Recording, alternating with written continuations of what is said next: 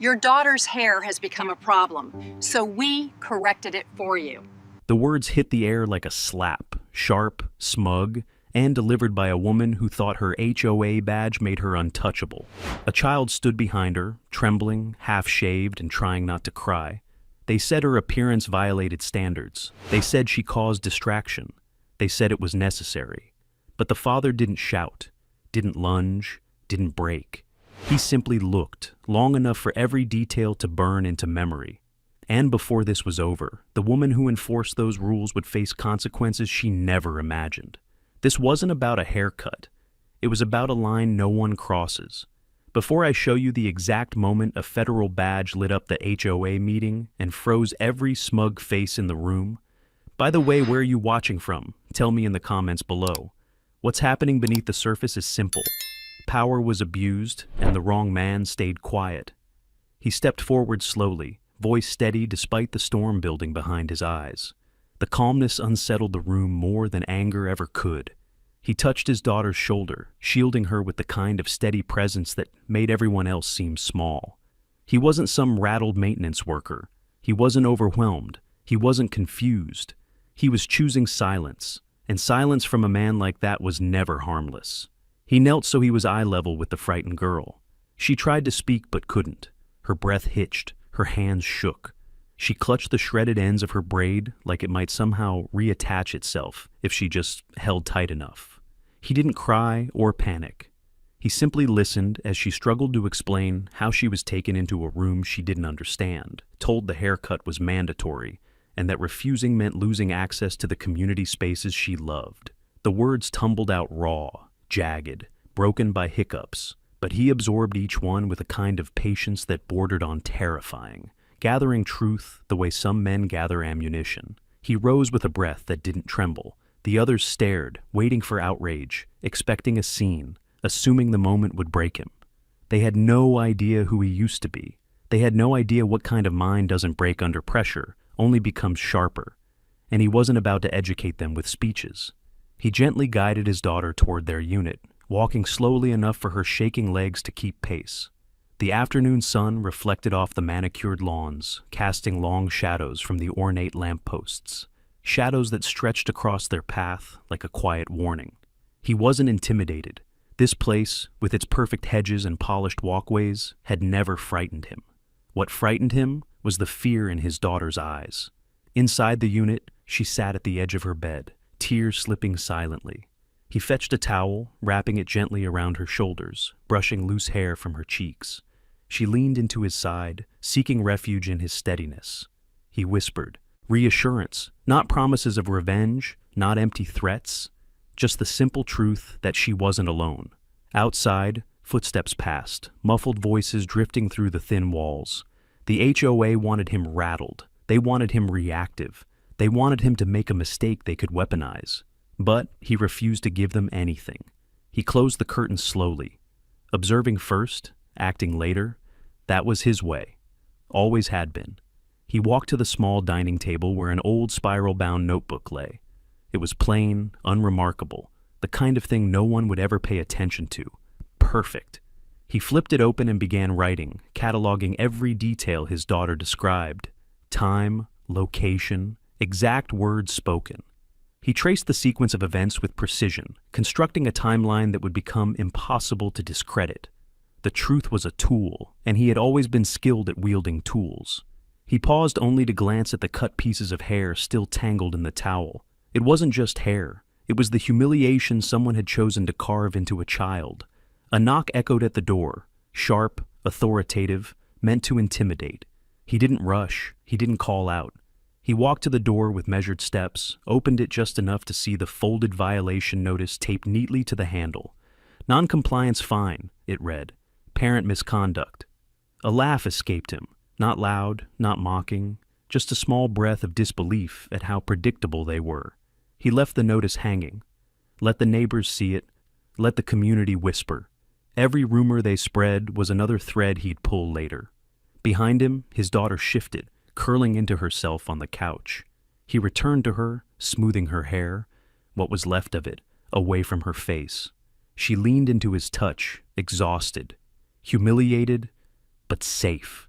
He looked around their modest unit, tools stacked neatly in the corner, work boots by the door, a lunchbox still half full on the counter.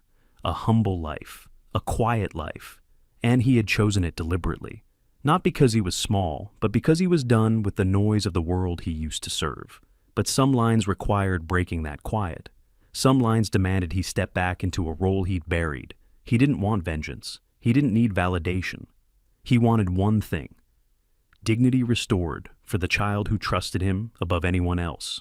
He closed the notebook, placed his hand over the cover for a moment, and exhaled. This wasn't finished.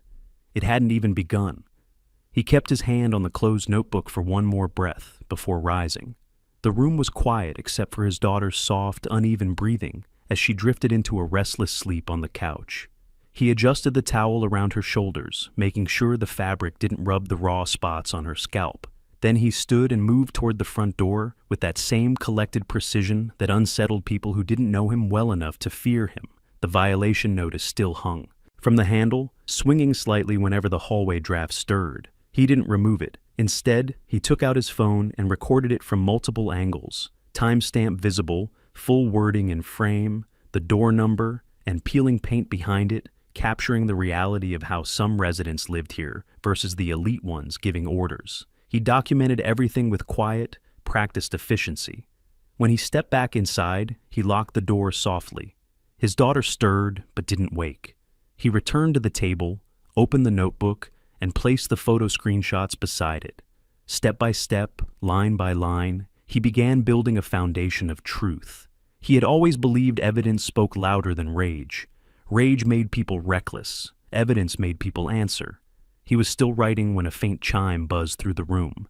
His maintenance work tablet lit up with a system notification. Admin access log, camera group, 3 offline, scheduled. Scheduled. That word alone told him everything. Someone wanted the footage buried, and they moved fast. He closed the tablet and leaned back. There was no surprise, no panic, just confirmation. His daughter shifted again, whimpering in her sleep. He walked to her, kneeling beside the couch. The towel had slipped, so he gently pulled it back up, tucking it beneath her chin. Her breathing steadied. For a moment, he let the ache settle in his chest, an ache he rarely allowed himself to acknowledge.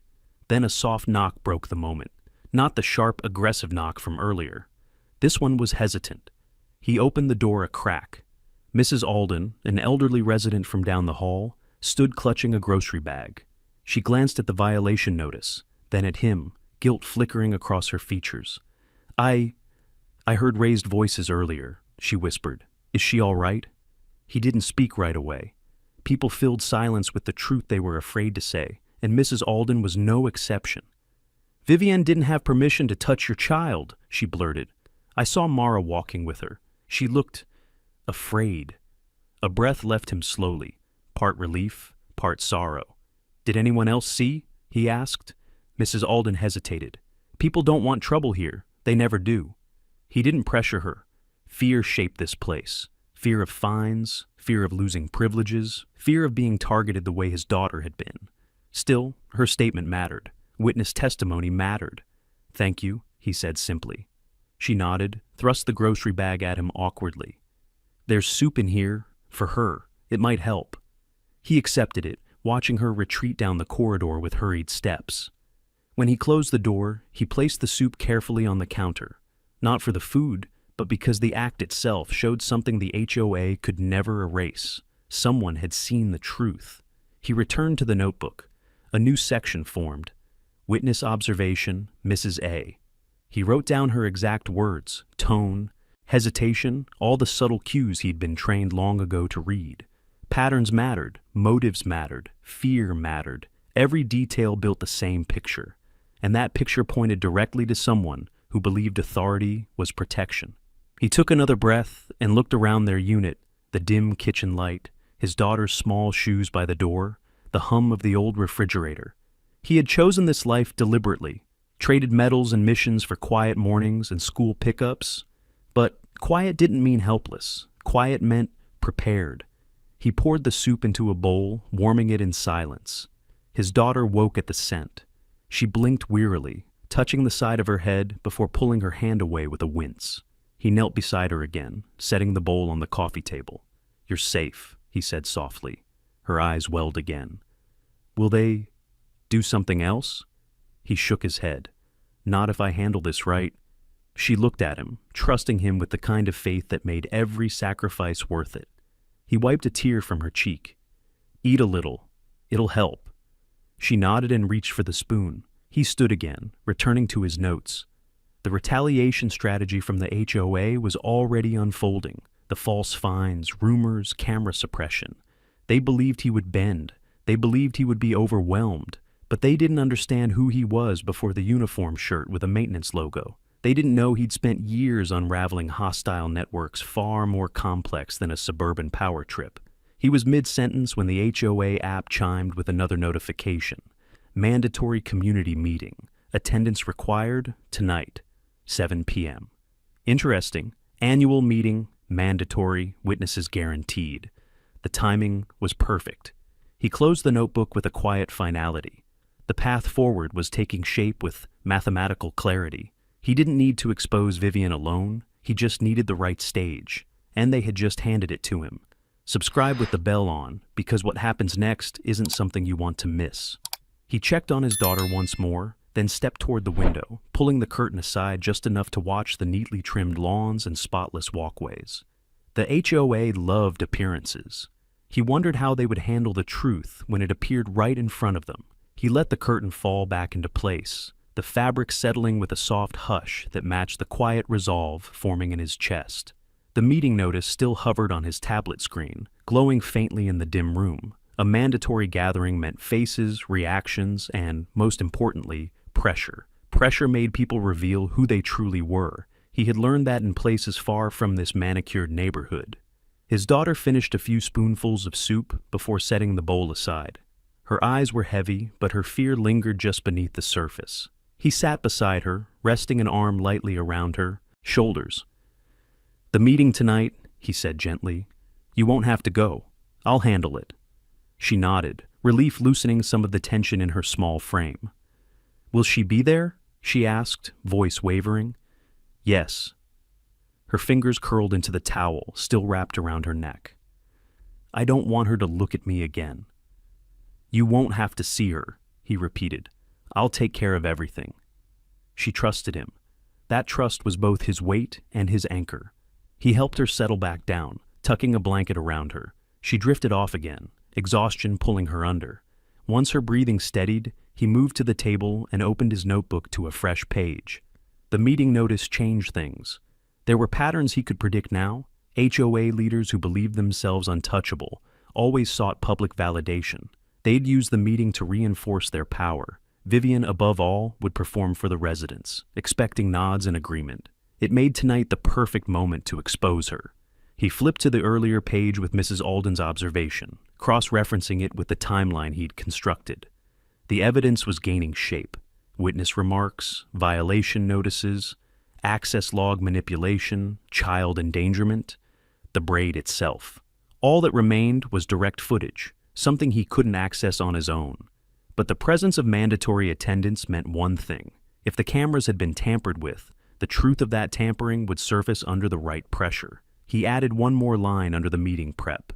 Observe reactions, identify weak links. He didn't intend to confront Vivian tonight. Not directly, he wanted her comfortable, overconfident, certain she was in control. People like her always made their worst mistakes when they believed they'd already won. A soft vibration buzzed from the counter, the HOA app again. Another update? Due to high attendance, the meeting will be held in the main hall. Early seating recommended. He almost smiled. They were trying to impress the residents, make the evening feel important. She'd be dressed to dominate the room. He'd seen that type many times.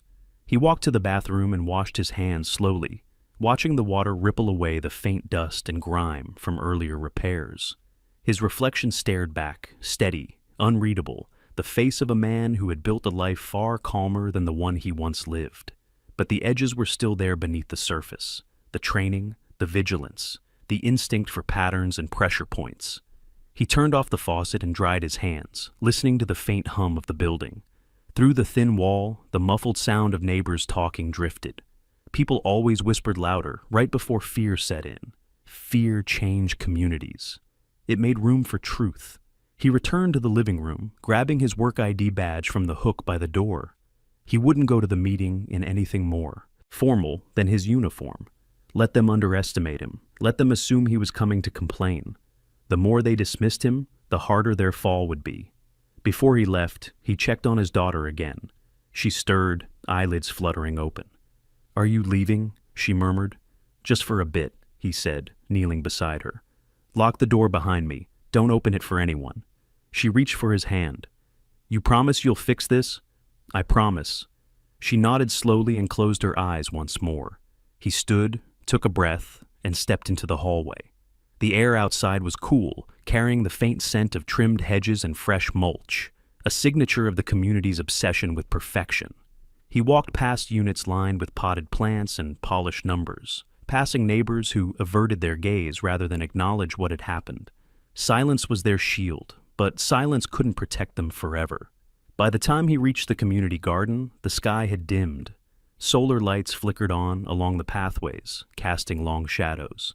He paused near the spot where his daughter and Liam often sat after school, sketching on the low stone bench. Her small pencil marks still faintly stained the stone. Innocent, harmless, barely noticeable. Yet Vivian had built her entire cruelty on twisting something gentle into something threatening. He let the silence linger a moment before moving on. When he reached the main hall, people were already gathering, residents in pressed clothes and curated smiles, board members chatting with an affected air of authority. Vivian stood near the front, vibrant in her tailored blazer, radiant with a manufactured confidence she wielded like a shield. She noticed him immediately. Her smile didn't falter, but her eyes narrowed with the smallest flicker of irritation. She liked control. His presence disrupted that. He gave her a polite nod, almost friendly, a deliberate choice. She frowned. He walked to the far side of the hall, taking a seat where he could observe not just her, but the entire room. He didn't come to fight. He came to watch, to learn, to let her expose herself before anyone else needed to lift a finger. He opened his notebook and poised his pen. The meeting hadn't even begun, and already the cracks were starting to show. He kept the notebook open on his lap as the hall filled, the low hum of conversations rising beneath the harsh white lights.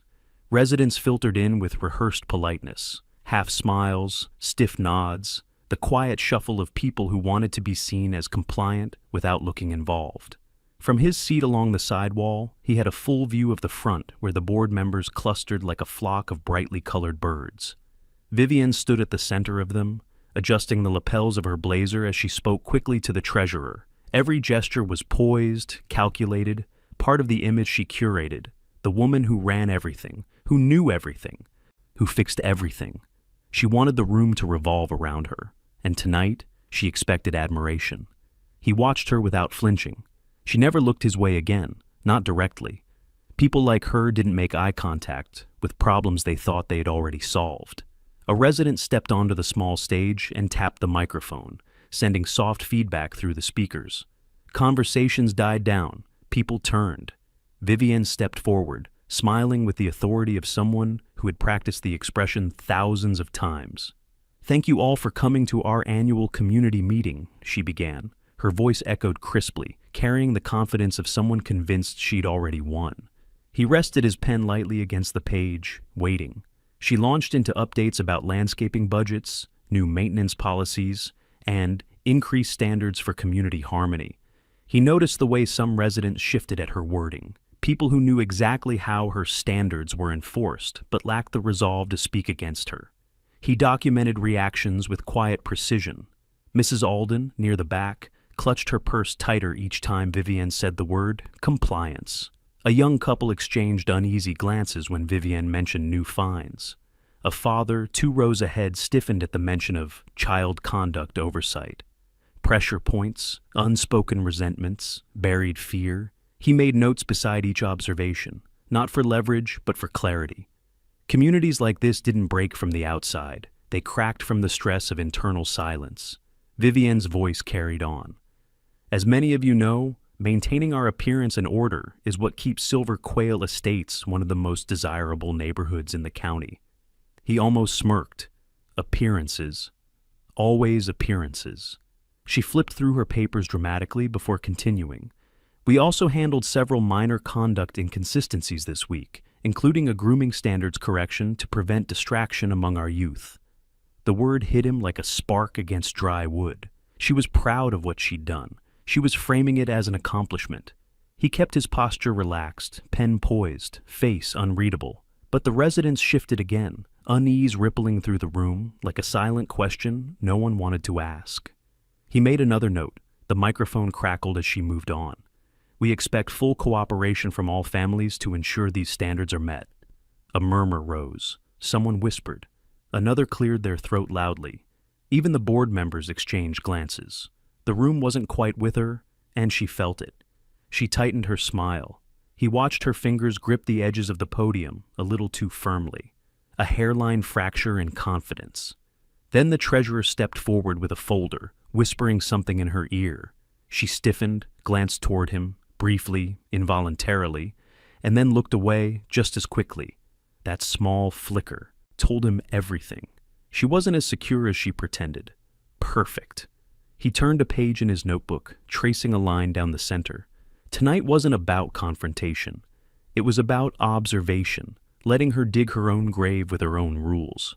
As the meeting continued, she introduced new enforcement policies, a tightened dress code for teenagers, noise restrictions, safety protocol expansions that sounded more punitive than protective.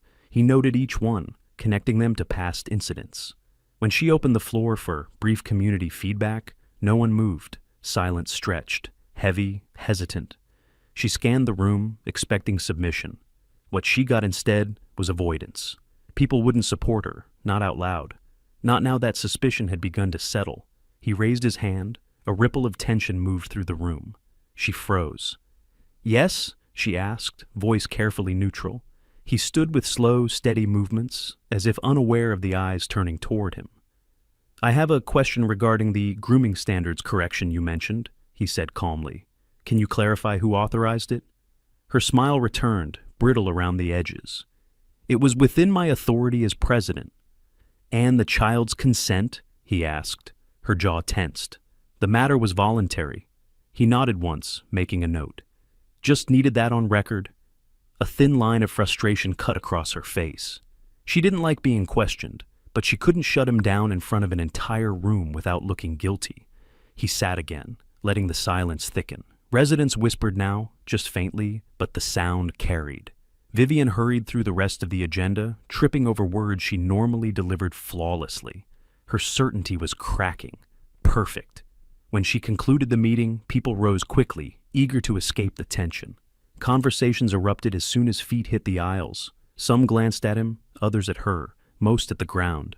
He remained seated until nearly everyone had exited. The hall emptied slowly. Vivienne avoided him, speaking to board members with forced brightness.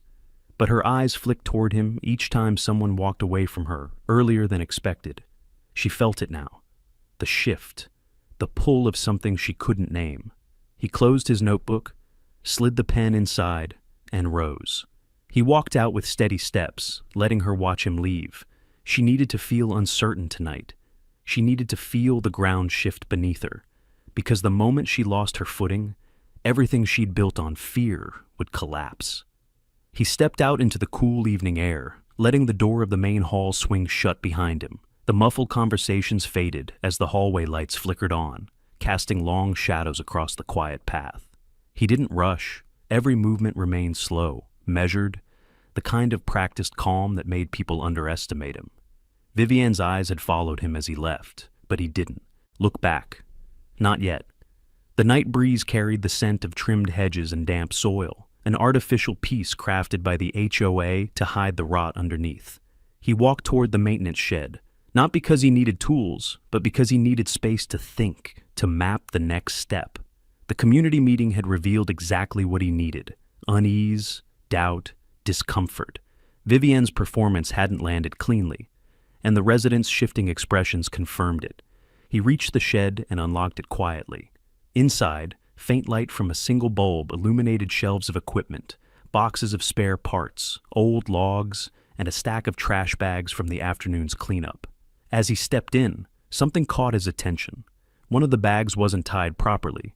A few strands of hair, long and light, spilled across the edge of the black plastic. His chest tightened for a brief moment. He pulled the bag open with slow, deliberate hands. Inside, beneath scraps of paper towels and discarded packaging, lay his daughter's cut braid, the one forced from her without permission, without humanity. Seeing it in the trash confirmed everything he already knew. To Vivian, it wasn't a violation. It was disposal. He reached in and lifted the braid gently. It felt heavier than it should have, like it carried the weight of the humiliation carved into a child's identity. He turned it over slowly in his hands, each strand reflecting the harsh bulb overhead. This was more than evidence. It was emotional truth, a symbol of the cruelty inflicted and the disregard behind it. He placed it carefully on the workbench, smoothing out the tangled ends. His fingers lingered on it for a moment, not shaking, not trembling, just steady, the way they always were when the stakes rose. He pulled out his phone and photographed it next to the trash bag, capturing everything, the condition, the placement, the time stamp. Then he wrapped the braid in a clean cloth and folded it with deliberate care. Tonight wasn't about exposing Vivian yet. Tonight was about building something she couldn't outrun. He set the braid aside and headed toward the corner shelf where old maintenance logs were stacked. Some were dusty, some were newer. All were records she never expected him to understand or use. He flipped through them until he found the entries corresponding to the time she'd taken Mara into the standards room. Access signatures, override codes, user-specific entries. There it was. Room access override, admin level, V-cross. He slid the logbook into his backpack without hesitation. Another piece of the puzzle, another line of truth. As he gathered the items, the shed door creaked open. He didn't tense, just turned slightly, already aware of who it was from the soft shuffle of her footsteps. Mrs. Alden stood in the doorway, wrapped in a light cardigan, worry etched into her features. "I wasn't sure if you'd be here," she said softly. He nodded once. "Everything all right?" "I couldn't sleep," she murmured. "And I thought you should know." People were whispering after the meeting. Something felt off. "They're starting to wonder what happened to your girl." "Good," he said quietly. She hesitated, clutching the doorframe. "Some of us saw her earlier. We didn't say anything because we were afraid of crossing Vivian. But now, after the way she talked tonight, I think people are starting to question her." He studied her expression, fear mixed with guilt, but also something else, conscience. "Did anyone else say anything specific?" he asked. She nodded. "The Thompsons mentioned they saw Vivian dragging someone toward the standards room earlier that day. They didn't know it was Mara at the time, but they regret not stepping in." He wrote it down mentally. "Thank you." She gave a small, sad smile. "Your daughter didn't deserve this." He nodded again. No anger, only resolve.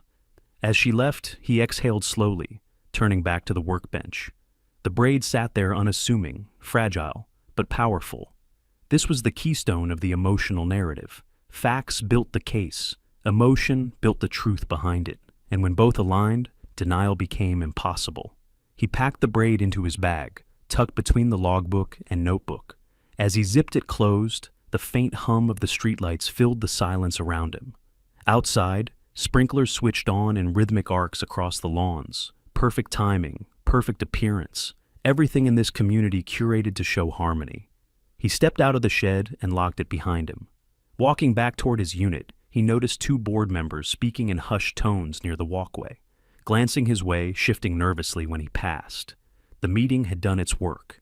Seeds of doubt had sprouted, and that was how exposure began, quietly, beneath the surface. When he reached the unit door, the lights inside were still dim. His daughter lay curled beneath the blanket, finally resting. He placed his bag beneath the table, sat on the floor beside her couch, and watched her breathe. She had no idea that her cut braid now lay at the center of something far bigger, something that would eventually dismantle the woman who hurt her. He wasn't thinking about victory, he wasn't thinking about revenge, he was thinking about dignity. And dignity was something he protected with precision. He stayed seated beside the couch for a long while, listening to the slow, steady rhythm of his daughter's breathing. The apartment was quiet, the kind of quiet that wrapped itself around him like a reminder of everything he'd chosen in life. The calm, the steadiness, the distance from who he used to be. But peace only held value when the world behaved. Tonight had proven it didn't. He rose with careful movements, making sure not to wake her, and stepped into the kitchen to pour a glass of water. The clock on the microwave blinked past. Midnight. The mandatory meeting had drained the neighborhood of its artificial charm. The hall was dark now, the trimmed lawns still, sprinklers off, the community taking one collective breath before pretending everything was fine. Again come morning. He leaned against the counter, sipping water, replaying every detail of the night. Vivienne's tightening smile, residents shifting uneasily, the treasurer whispering in her ear. She had felt the pressure. People like her didn't know how to hide panic once it seeped through the first crack in their control. The meeting had given him all the intel he needed, but tomorrow, he'd need something more. That's when the low hum of the building power made him pause. The lights flickered, once, twice. Then a brief surge cut through the hallway outside. He set the glass down and walked toward the breaker panel in the corner of the unit. A trained instinct kicked in. Flickers like that rarely came from faulty wiring in a modern building. They came from load errors, overdraw, system strain. He grabbed his maintenance badge and tablet and slipped outside, locking the door quietly behind him. The hall was dimmer than usual. Emergency runners flickered to life along the floorboards, evidence of a deeper power issue. Down the hall, 2 residents stood in their doorways whispering. Someone from the second unit muttered about the pool lights going out earlier. Another complained that the clubhouse shutters refused to open. He didn't stop to talk. He turned the corner, heading straight for the utility corridor where the maintenance breaker was housed. The keypad panel blinked with a red error code. Override failure, admin access locked. The same pattern he'd seen earlier on the camera logs. He exhaled slowly. Controlled. Predictable. Vivienne was trying to restrict access again. 2 days ago, he would have walked away, left it for morning. But this wasn't about residents needing power. This was about understanding patterns, her patterns. Every decision she made, every override, every block built a profile. He'd mapped people far more dangerous than her using this exact same process. A door opened behind him. Mr. Boone, a nervous resident with a tendency to over-explain everything, stepped out. "Hey, are you checking the power?" The clubhouse screens went black during the board's after-meeting session. He nodded. "I'm on it." Boone leaned closer, voice hushed. "I saw the president go in there. She looked upset. Real upset." He made a mental note. Boone wasn't reliable, but frightened people often blurted honest observations. "Thanks," he said simply. He moved to the wall panel. The locks were in override, but the system itself wasn't complicated. He bypassed the first error by holding down 2 diagnostic keys at once, accessing the internal code he'd memorized months ago. He rarely used it, mostly for rerouting minor outages. But tonight, he needed to see what had been tampered with. The console clicked open. He connected his tablet to the circuit monitor, watching the data populate. Overdraw on Sector 4. Voltage imbalance from the clubhouse. Someone inside the locked room was using equipment past the permitted hour. He pulled the system map up further and froze when he saw it. Security feed scrub, fail, auth v cross. She'd tried to wipe something, and the system had failed mid-process due to the power surge. There it was, a crack he didn't expect this soon. He didn't smile, but he felt something shift inside, an acknowledgement that her attempts to bury everything were beginning to work against her. Footsteps echoed softly. A flashlight beam approached. He turned slightly as Officer Reed, the younger of the 2 security patrol officers, came into view. "Hey," Reed said, "we're getting multiple complaints, power glitches. Residents freak out if the pool lights go down for 5 minutes." He nodded. "Clubhouse overdraw." Reed exhaled sharply. "Figures. The president's been in a mood since the meeting." He observed Reed carefully. "Did she instruct security to lock down the camera feeds?" Reed swallowed, eyes shifting. We're told it's routine maintenance." "Routine maintenance doesn't override admin logs," he replied quietly. Reed stiffened, knowing he'd just revealed something without meaning to. Another pattern, another weakness. Vivian controlled through fear, but fear always frayed under pressure. He closed the breaker panel and straightened. "I'll stabilize the system. Don't worry the residents yet." Relief washed over Reed's face. "Right. Thanks." As Reed walked away, he returned his attention to the console. The scrub failure meant one critical thing. Remnants of the footage were still recoverable. He didn't have authority to access them, but someone soon would. He logged everything into his notebook when he got back into the apartment. Faulty overrides, unauthorized camera scrubs, power misuse, witness behavior. It all painted a picture leading to the same conclusion. Vivian was spiraling. And spiraling leaders always made catastrophic mistakes right before exposure. He set the notebook aside and checked on his daughter once more. She curled deeper into her blanket, unaware of the storm outside or the quiet battle opening around her. He wasn't rushing. He wasn't acting impulsively. He was preparing. And the more she tried to hide the truth, the brighter the truth would burn once revealed. He sat in the dim light of the living room, notebook open, the page filled with neat lines of handwriting summarizing the night's discoveries. The failed camera scrub, the overridden access logs, the power surge caused by her tampering. Individually, they were suspicious. Together, they formed the kind of pattern he recognized instantly. Someone rushing, someone afraid, someone trying to cover a mistake faster than they could hide it. His daughter shifted in her sleep, and he lowered the notebook slightly, watching her small form curled under the blanket.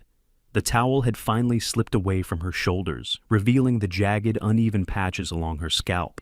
He reached forward and gently rearranged the blanket so it didn't rub against the sensitive skin. She didn't wake, but her breathing steadied, as if she sensed him near. He sat back against the couch, closing the notebook softly. Tomorrow would be a turning point. He could feel it. Patterns like these always reached a breaking point. Either the one hiding the truth broke first, or the truth broke everything open. And Vivian was close, very close. The night outside was still when a faint vibration buzzed across the floor. His phone lit up with an unknown number. He narrowed his eyes at the timestamp. 2:13 a.m. He let it ring twice, thinking, listening. Then he answered. "Ethan?" A familiar voice said, steady, lower, edged with controlled authority. He felt something tighten in his chest. "Rowan?" His older brother didn't waste time. "You still at Silver Quail?" "Yes." "I'm 10 minutes out." Rowan's tone held the unmistakable command of someone used to being obeyed. "We're serving a warrant on a resident connected to a fraud ring. The task force is staging near the East Gate." Of all the nights, of all the hours, Rowan arriving now wasn't coincidence. It wasn't luck. It was timing. Brutal, perfect timing. "Why didn't you tell me earlier?" he asked quietly. "Because I didn't know until an hour ago," Rowan replied.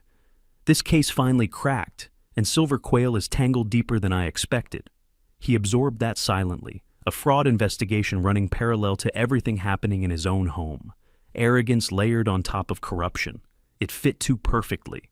Vivian had always acted untouchable, the kind of arrogance built on a foundation no one was supposed to examine. Rowan continued. "Are you outside or inside?" "Inside. My daughter's asleep." A brief pause. "She okay?" He looked at her again, peaceful now, but wounded in a way no child should ever be. "She will be." Another beat of silence. Rowan understood what those words meant. "I'm coming to you first," his brother said. He hung up without ceremony. Ethan slipped on his jacket, checked the lock again, and stepped into the hallway, notebook tucked under his arm. He didn't want Rowan knocking and waking his daughter, and he definitely didn't want the U.S Marshals walking into the living space where she slept. He took the stairs instead of the elevator, descending into the cool night air. By the time he reached the edge of the complex, the low rumble of engines echoed from the street. 3 black SUVs rolled to a stop beyond the entrance. Doors opened, tactical boots hit pavement. Men and women in Marshall windbreakers fanned out with quiet, coordinated precision. Rowan stepped out last, tall, steady, the kind of presence that carried its own gravity. Even now, years since they'd served side by side, Rowan's controlled posture felt like a reminder of the world Ethan had walked away from. Rowan's gaze landed on him instantly.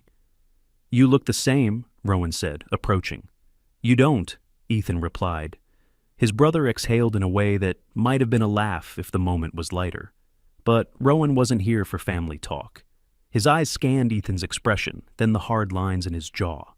What happened? Rowan asked quietly. Vivian Cross happened, Ethan answered. He handed Rowan the notebook, opened to the page where the braid was wrapped carefully in cloth. Rowan lifted it with the care of someone handling evidence. His eyes darkened. Rowan's voice lowered. She did this? Yes. And you have footage? Not yet. She tampered with the system. Rowan flipped through the notes, understanding them instantly. Override logs, power manipulation, scrub failure. He looked up. You tracked all this in one night? I've tracked worse with less. Rowan didn't comment, but appreciation flickered across his face. You want this handled the right way? That's why I called you. You didn't call me. You showed up anyway. Rowan gave a short nod, one he only used when he accepted the gravity of a situation. All right, I'll add her to the internal inquiry list. If she messed with security systems, that's federal. If she harmed a minor, that's state. And if she tried to hide both, Ethan added, that's everything. Rowan's jaw tightened. Show me the security office. Ethan nodded once and led the way, keeping a steady pace. The marshals followed at a distance, checking perimeters, sweeping corners.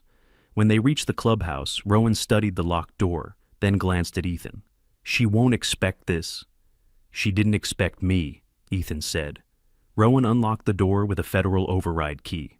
Inside, the dark room hummed with machines. The blank screens flickered as systems attempted a reboot. A red warning flashed on the monitor. Partial data restore in progress. Rowan's lips tightened. She messed up her own cover-up. Fear makes people sloppy, Ethan replied. Rowan turned to him. This is enough. We'll get the rest. For the first time since the incident, Ethan allowed a slow breath of relief to settle in his lungs. Not victory, not satisfaction, just the steady knowledge that the truth now had momentum. Tomorrow, the shift would begin. Rowan stepped deeper into the security room, the dim glow from the monitors casting sharp angles across his face. He scanned the rows of equipment with a practiced sweep, already assessing what he could pull, what he could salvage, and what Vivian had tried and failed to erase. Ethan stood just behind. Him, arms folded, gaze steady, watching the machines cycle through a slow, glitching reboot.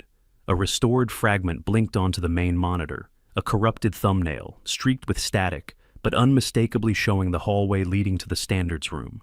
Rowan zoomed in, studying the timestamp. This is the window, Rowan murmured. She tried to wipe the footage starting exactly 10 minutes after this. Ethan nodded once. I knew she acted fast, but not that fast. When people panic, Rowan replied quietly, speed becomes a confession. Rowan keyed in a command on the console and began isolating fragments.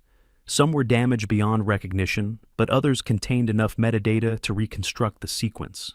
The system whirred as it processed his request. Ethan walked the perimeter of the room, studying every detail, noting each indicator on the machines, every access alert, every trail she'd left behind. The security room smelled faintly of dust, warm plastic, and desperation. The desperation of someone who thought wiping a camera feed could erase consequences. Look at this, Rowan called. Ethan returned to the console. A partially restored clip played, frames stuttering, broken by static. But the essentials were there. Vivian in the hallway, speaking sharply to someone off frame. Then Mara stepping into view, hesitant and visibly distressed. Ethan's jaw tightened. He didn't look away. The footage flickered again, but Rowan froze it just before the door closed behind Vivian and Mara. Even if the inside footage is corrupted, Rowan said, this alone proves she took her in, without a parent, without consent. And she lied about it, Ethan added, voice hard. That's the part that matters most in court, Rowan said. Intent and deception. Ethan's hand curled into a fist at his side, but slowly relaxed. He wasn't here to explode. He was here to observe, to calculate, to allow the truth to work the way truth always did, quietly at first, then suddenly devastating. Rowan glanced at him. You all right? I'm fine, Ethan replied. I'm just thinking. Thinking what? That she believes she still has control? Rowan huffed a quiet acknowledgement. People like her always do. A fresh alert pinged on the console. Restoration complete. External audio fragments. Rowan clicked through, opening the recovered sound clips. The first few seconds were incomprehensible static. Then a voice cut through. Distraction, violation, wrong influence. Vivienne. Rowan's expression hardened. She's digging her own grave. Good, Ethan said. Let her keep digging. Another alert chimed softly on the console. Public address system available. Rowan raised an eyebrow. She didn't lock this down? She's sloppy when she's scared, Ethan replied. Rowan shut the monitor off and stepped back. This is enough for now. We'll pull the rest tomorrow. I've got the team running traces on her access codes. If she manipulated logs in a way that intersects with our warrant targets, she's going to have a much bigger problem. Ethan nodded. I assumed as much.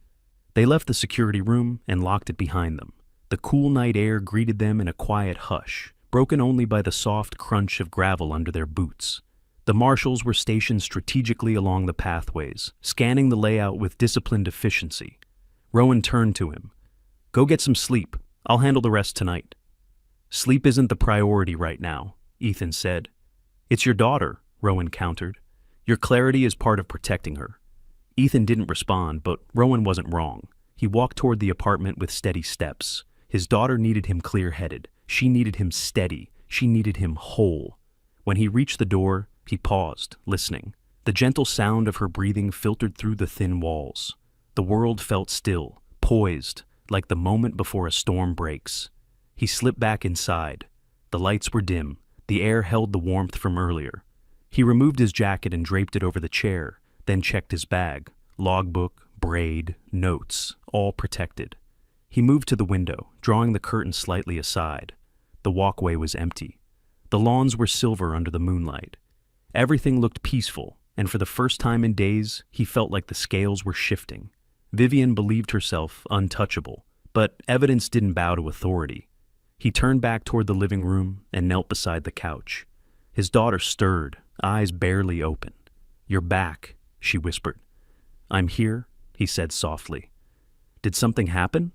Yes, he answered truthfully. Something good. She closed her eyes again, reassured. He brushed a loose strand of hair from her forehead and rose, moving quietly to the table. He opened his notebook to a clean page, writing one sentence across the top. Tomorrow begins. He tapped the pen twice against the paper, a habit from a life she'd never seen, and closed the notebook. Before heading to bed, he paused once more by the window and breathed in the stillness outside. That stillness would break soon. And when it did, the truth would land exactly where it needed to. Subscribe with the bell on, because tomorrow's reveal is the beginning of everything. He exhaled slowly, letting the weight settle. Then he turned off the light. The apartment was still dark when he opened his eyes, long before sunrise. Years of conditioning made waking effortless. Silence, awareness, and immediate clarity settling into his mind before his body fully moved. He shifted only enough to check the couch. His daughter was curled in the same position, breathing softly, wrapped in the blanket like she was trying to hide inside it. She didn't stir. Good. She needed sleep far, more than he did. He rose quietly, sliding the notebook from the table and stepping into the faint glow of the kitchen light. The words he'd written last night, "Tomorrow begins," sat at the top of the page like a promise he intended to keep. He set the notebook aside and poured a glass of water, letting the coolness ground him. Today wasn't about confrontation. It was about momentum. Truth had already begun surfacing. His job was simply to guide it into the light. A soft vibration broke the silence. His phone, a text from Rowan. Team is prepping. Keep your daughter home today. I'll update you soon. Short, direct, exactly like his brother. He typed back, "Understood." He stepped to the window, drawing the curtain aside. The HOA grounds were bathed in the early blue-gray of dawn. Sprinklers danced across the lawns. Maintenance lights flickered on along the walkways. The world woke the same way it always did here. Clean, polished, predictable. But today, the truth was woven through its foundations, waiting for the right amount of pressure. He unlocked the door and stepped into the hallway, grabbing his maintenance toolkit. Being seen working early would help keep Vivienne's guard down. She expected him to stay in his place. Let her expect it. Underestimation was always his greatest ally.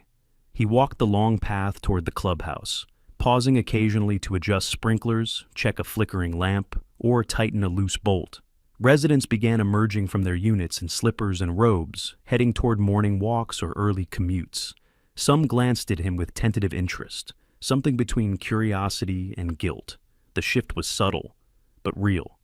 People who hadn't met his eyes yesterday now looked at him with quiet hesitation, as if they sensed something moving beneath the surface. At the clubhouse entrance, he heard footsteps behind him. "Ethan?" He turned slightly. It was Mr. Boone, hands shoved nervously into his jacket pockets. The man glanced around before speaking. "There were conversations last night. People are starting to ask what Vivian really did." He waited. Boone swallowed. "After you spoke at the meeting, something felt wrong. And when the power went out earlier, people panicked. They're blaming her. They're saying she's slipping." He nodded once. "She is." Boone exhaled shakily. "If you need someone to speak on your behalf, I can." "Not yet," he replied. "Wait." Boone blinked. "Wait for what?" "For the truth to land where it needs to." Boone didn't fully understand, but he nodded and stepped back, relieved to have done something, even if it was small. Ethan turned and unlocked the clubhouse maintenance door with steady hands. Inside, the building hummed faintly. The security room remained sealed, federal lock engaged after last night's discovery. He moved past it, checking switches and control panels, ensuring nothing would raise suspicion. The day needed to appear normal, even as pressure built inch by inch. He circled through the lobby, clipboard in hand, marking notations, touching up a scuffed baseboard with a quick swipe of paint. Residents entering the gym or office glanced at him, perhaps expecting him to flinch or avoid eye contact. He didn't. He nodded politely, always calm, always composed. Around mid-morning, the HOA board gathered for an impromptu meeting near the reception counter. He didn't approach. Instead, he worked from a distance, listening without looking like he was listening. "No," she reassured me. "Everything was handled," one board member insisted. "Handled?" whispered another. "Did you see her last night? She practically bolted out of the hall. She's under a lot of pressure. That doesn't excuse—" He tuned out the rest. This wasn't the time to react. It was simply information, confirmation of the cracks forming. As he moved toward the side door, a familiar voice stopped him. "So, you're everywhere this morning." Vivienne. He turned slowly. She stood with her arms crossed, posture tight, tension radiating beneath her polished exterior. Her blazer was immaculate, but her eyes gave her away. Red-rimmed, restless, watching the room for threats like someone accustomed to control slipping through her fingers. "Maintenance starts early," he said evenly. She forced a smile. "You caused quite a disruption last night." "No," he replied calmly. "I asked a question." Her smile wavered. "Your tone was inappropriate, and your insinuations were accurate." She bristled, lowering her voice. "If you continue this behavior, we'll have to—" He took a step closer, not aggressive, just enough for her to realize she couldn't intimidate him. "You'll what?" She froze. The room quieted. For the first time, she saw it. The stillness in him wasn't weakness, it was restraint. "I'd choose your next steps carefully," he said, voice low but audible. "You're running out of places to hide." Her mouth opened, then closed. She spun away quickly, heels clicking sharply across the tile as she retreated toward the board meeting. He watched her go, then turned back to his clipboard as if nothing had happened. Minutes later, his phone buzzed again. A message from Rowan. "We recovered the full hallway clip, and part of the audio. Meeting with local authorities at noon, be ready." He read it twice, letting each word settle. Today wasn't the beginning of the end, it was the middle of the collapse. He closed the clipboard, exhaled slowly, and walked toward the exit with steady, purposeful steps. Everything was moving exactly where it needed to. He stepped outside the clubhouse, the sunlight brighter now, casting sharp edges along the walkways. His phone remained in his hand, Rowan's message still glowing across the screen. Meeting with local authorities at noon. It meant the machinery of truth had begun grinding forward, slow at first, but once it moved, it never stopped. He put the phone in his pocket and started toward his unit. His stride remained calm, deliberate, but inside, something had begun shifting, pressure tightening in the chest. a familiar weight he had carried long before this neighborhood, long before this quiet life. Today the truth would step out from the shadows. As he crossed the courtyard, several residents paused mid-conversation when they saw him. Some offered small nods, others tightened their grips on their coffee cups, discomfort written plainly across their faces. They were beginning to understand that something was very wrong, and for the first time, they weren't looking to Vivian for reassurance. They were looking at him. He didn't stop. He didn't acknowledge them. He simply walked. When he reached his unit, he unlocked the door quietly. His daughter sat at the table, drawing, her uneven hair pulled softly to one side to hide the worst of the patches. She lifted her eyes when she heard him enter. "You're home early?" she said softly. "For a bit," he replied. "You sleep all right?" She nodded, though the tiredness lingered beneath her eyes. He sat beside her, studying the drawing, a small garden scene, simple pencil lines forming the stone bench she'd once shared with Liam. Her fingers hesitated over the paper. "Does it hurt?" he asked gently. She touched the back of her head. "Only when I think about it." He swallowed. "You won't have to think about it much longer."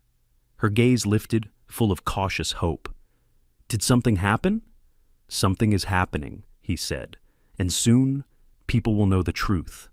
She nodded slowly, absorbing his words like fragile warmth. He stood again, moving to the counter to pour her a glass of juice. When he returned it to the table, another buzz vibrated through his phone. Another message from Rowan. "Sheriff on board. Meeting moved up. 30 minutes. He responded with a single word. "Coming." He touched his daughter's shoulder. "I have to step out for a little while. Lock the door behind me. Don't open it for anyone except me or Rowan." She nodded. "Okay." He waited until the lock clicked before heading down the hallway. The walk toward the security building felt heavier than usual, not from fear, but from the quiet certainty that they were nearing the fulcrum of everything, where the weight shifted, where the hinge turned, where exposure stopped being preparation and became reality. When he approached the parking lot near the clubhouse, he saw Rowan standing beside the sheriff's patrol SUV.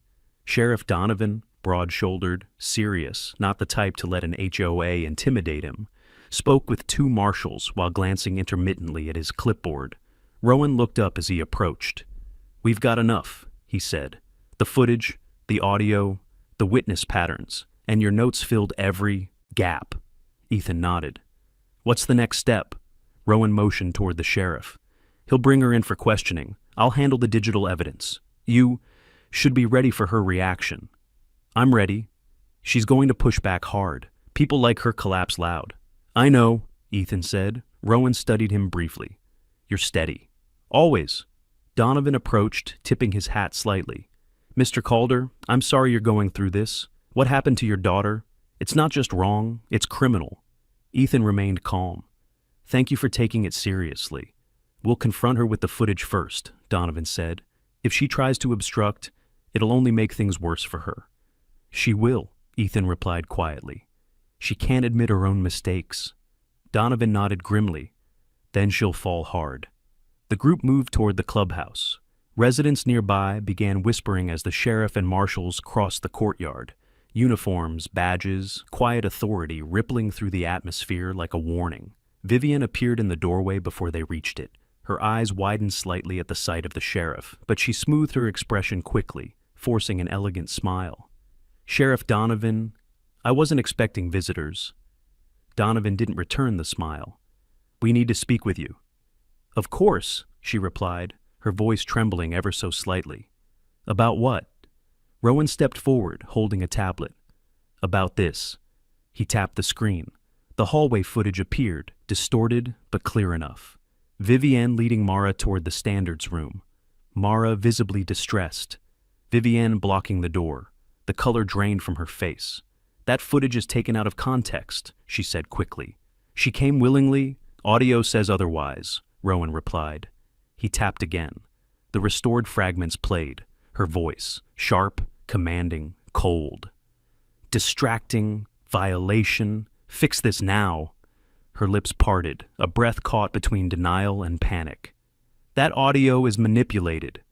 "It's from your system," Rowan said. "And your override logs," Donovan added. "We have your code signatures." Residents gathering nearby exchanged shocked glances. Some gasped softly. Others stared at Vivienne with a mounting sense of betrayal. Vivienne stepped back. "This is a misinterpretation. I am responsible for maintaining standards. You're responsible for the safety of residents," Donovan cut in, "not harming minors." Her mask cracked. "She was disrupting—" "She's a child," Ethan said, voice even. Vivienne flinched as though the calmness was sharper than shouting. Donovan stepped forward. "Vivienne Cross, you need to come with us for questioning." Her breath hitched. This can't—" Rowan stepped in gently but firmly. "It's over." Her eyes darted wildly, toward the board members, toward passing residents, toward the security cameras she once controlled. None of them could save her now. As Donovan guided her toward the patrol SUV, murmurs rippled through the crowd, shock, anger, dawning realization. Ethan didn't move. He didn't speak. He simply watched the truth take its rightful place. Today wasn't the end, but it was the moment she finally lost control. The sheriff's SUV door slammed shut, muffling Vivienne's frantic protests as the engine rumbled to life. Residents stood frozen in the courtyard, sunlight catching on their shocked expressions. Some whispered, some folded their arms defensively. A few stepped closer to one another, as if proximity might help them make sense of what they had just witnessed. The atmosphere felt stripped, clean of illusion, heavy with truth. Ethan didn't linger on her departure. He simply watched until the SUV turned the corner and disappeared from view. Rowan stood beside him, hands on his hips, scanning the gathering crowd in a way that assessed potential threats, emotional temperature, and structural stability all at once. Old habits never truly left either of them. After a long breath, Rowan murmured, "It won't stay quiet for long." "It shouldn't," Ethan replied. The nearest group of residents shifted awkwardly. Mrs. Alden approached first, her eyes misting. I didn't know it was this bad," she murmured. "We all suspected things, but not this." He nodded. She hid behind authority. Most people don't challenge that. Others stepped forward, a man he recognized from the gym, a mother who often walked her toddler in the mornings, the Thompsons who lived across the garden. Each of them looked shaken, guilty, ashamed that they hadn't looked closer, hadn't intervened sooner. The mother spoke first. "Your daughter? She didn't deserve any of this." "No child does," Ethan said evenly. A few residents nodded, humbled by the statement. There was no anger in his tone, only an unshakable honesty that cut deeper than accusations ever could. Rowan cleared his throat, drawing their attention. "There will be a formal investigation. Anyone with knowledge or suspicion regarding HOA misconduct should contact the sheriff's office." People exchanged uneasy glances. This wasn't how things worked here.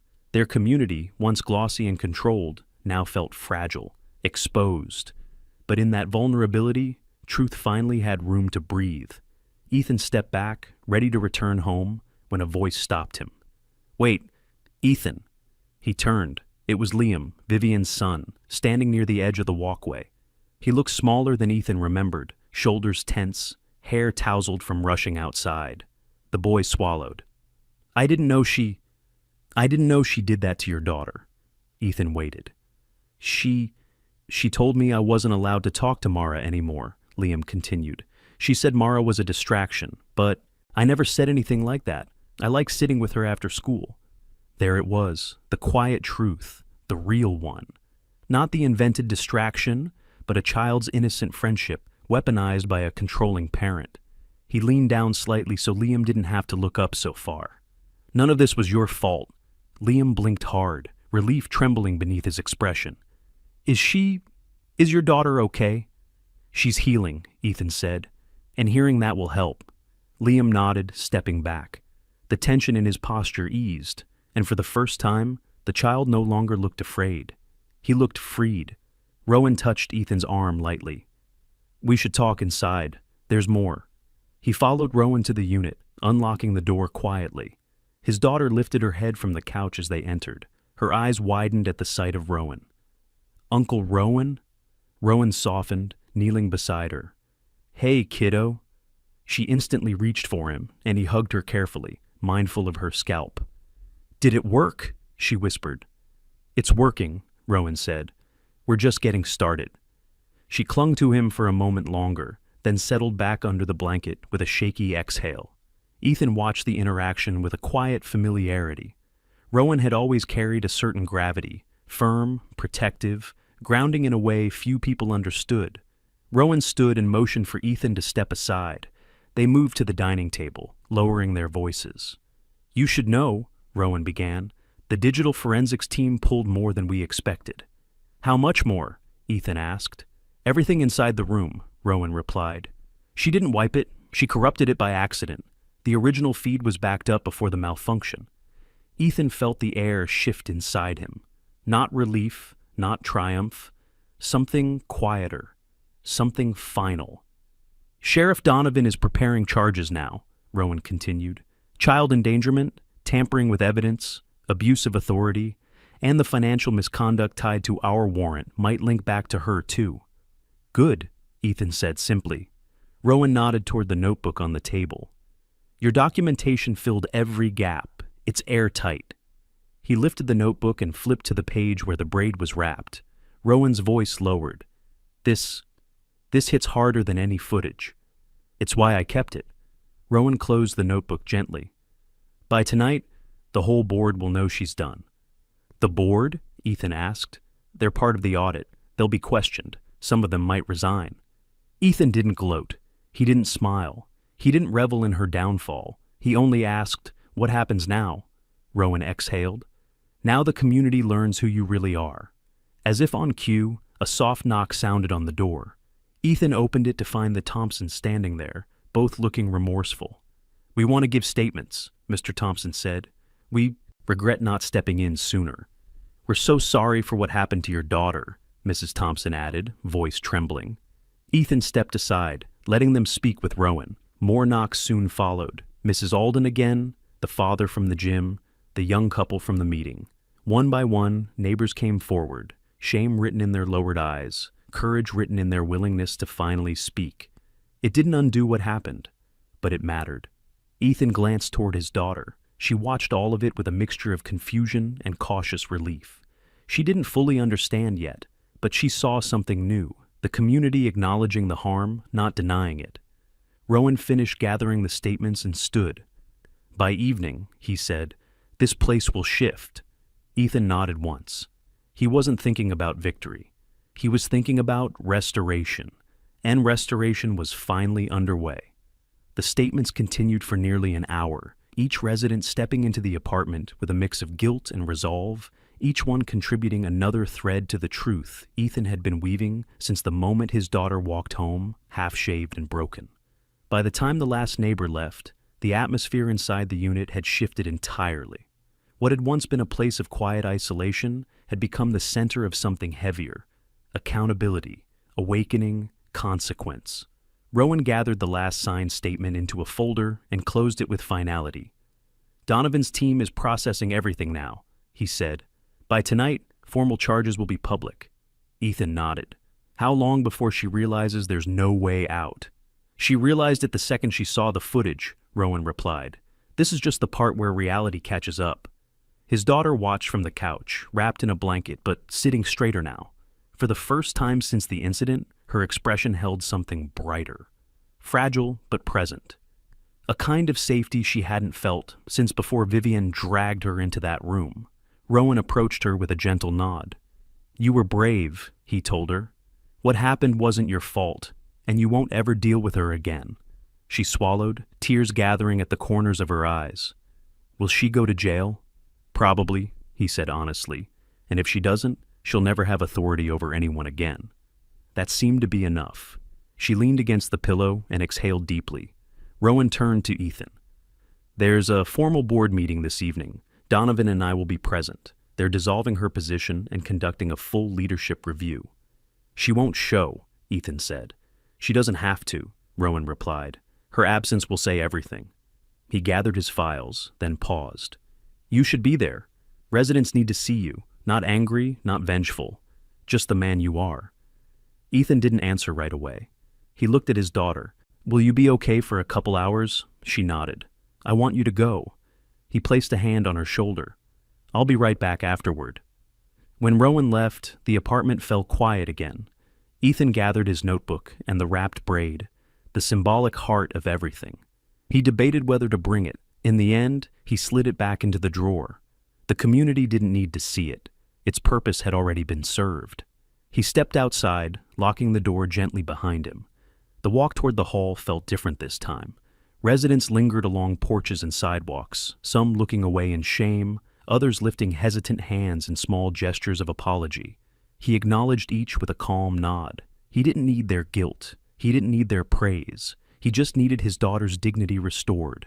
When he reached the community hall, a quiet murmur filled the entrance. Board members stood stiffly beside rows of chairs. Several residents filled the seats already, whispering among themselves with tension etched on their faces. The sheriff stood near the front. Rowan stood beside him, arms crossed, posture steady. Ethan entered without hesitation. A few heads turned, conversations paused. Something like respect settled into the silence. The treasurer cleared his throat nervously. "We thank everyone for coming. Given the circumstances surrounding President Cross, today's meeting will address her removal and the reassignment of HOA leadership." The murmurs grew louder, and, the treasurer continued, "We want to publicly acknowledge the harm done to one of our own residents." Ethan didn't react, but the air shifted. Mrs. Alden stood suddenly, voice trembling. "We ignored things we shouldn't have. We let her do whatever she wanted because we were afraid. And a child paid the price for our silence." A father in the second row added, "We let her turn this place into something ugly. We're sorry." More voices followed, apologies, confessions, acknowledgments of the power imbalance they had allowed to fester. It wasn't absolution, but it mattered. Rowan stepped forward, his voice firm. "The investigation is underway. Evidence is secured. Charges will be filed. There will be structural changes here, including oversight and compliance monitoring to prevent abuses like this from happening again." He gestured toward Ethan. "This community owes a debt to a man who remained calm, collected, and precise when others would have lost control. His evidence, his discipline, and his clarity made this investigation possible." Ethan felt dozens of eyes on him. He didn't shift, didn't shrink, didn't bask. He simply said, "My daughter deserved to feel safe here." The words settled heavily. The treasurer stepped forward. "From today forward, this community will rebuild, and the first step is accountability." He read Vivian's list of violations, her suspension, her removal, and the pending legal charges. The room listened in tense silence, some vindicated, some horrified, all changed. When the meeting adjourned, several residents approached him quietly, some with apologies, some with gratitude, some simply wanting to offer support. He accepted each with quiet grace. But he didn't stay long. He walked back to the apartment, each step lighter than the one before. When he opened the door, his daughter looked up from the couch, hope flickering across her face. "Is it over?" He knelt beside her. "Yes," he said softly. "It's over." She leaned into him, small hands clutching his shirt. He held her in silence, the weight of days of tension finally lifting. This wasn't victory. It was restoration. Justice had found its way through truth, not noise, through calm, not chaos, and it had been enough. Subscribe and don't miss our next story. Trust me, you'll feel it. And tell me in the comments, what injustice should we tackle next?